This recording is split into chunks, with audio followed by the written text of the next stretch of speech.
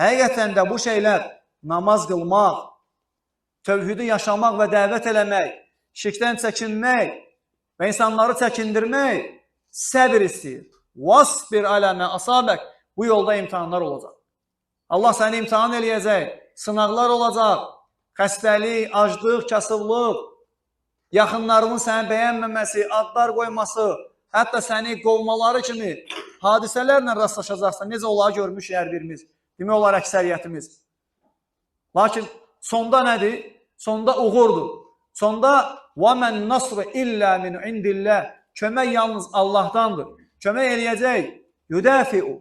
İzah edir Allah Teala ki, يُدَافِعُ عَنِ الَّذِينَ آمَنُوا. Mən iman gətirənləri müdafiə edirəm. Allah sənə qələbə verəcək.